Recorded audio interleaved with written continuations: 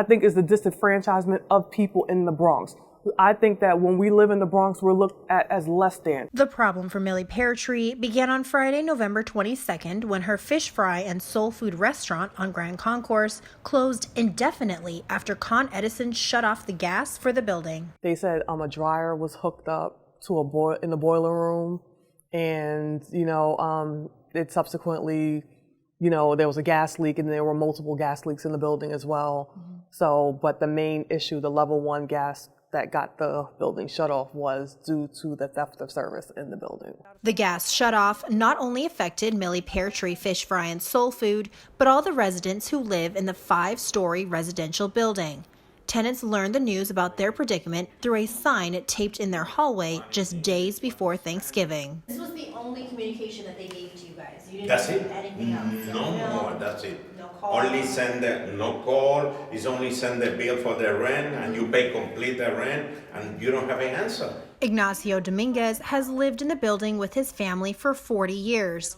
He called the building's management firm, Stellar Management, on multiple occasions to try and resolve the problem. You call and they don't answer the phone and explain, and they don't know when is back the gas, and the management, Stellar Management in William Street, they don't answer the phone. You sometimes answer the phone, pass to the other person, and hang up.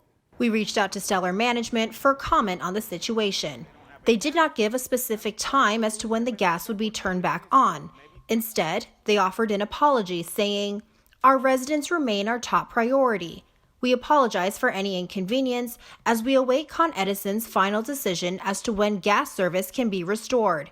They also informed us that hot plates were distributed to all tenants within 24 hours of the gas leak.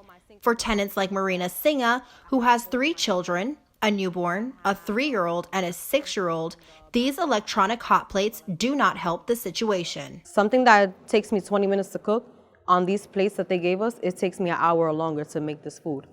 So I don't have time. I'm a full-time mom and a full-time worker. Stellar Management also stated that there was no unauthorized gas piping or service on site.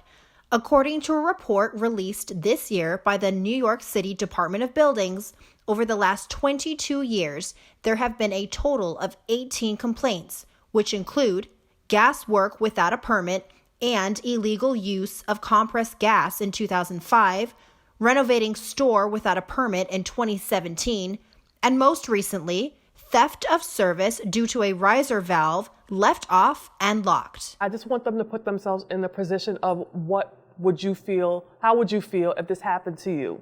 How would you feel if this happened to a loved one? How would you feel if this was your grandmother living in this building? Because a lot of the elderly people live alone. It is now the middle of January, and tenants at 2558 Grand Concourse continue to live without gas or rent reduction.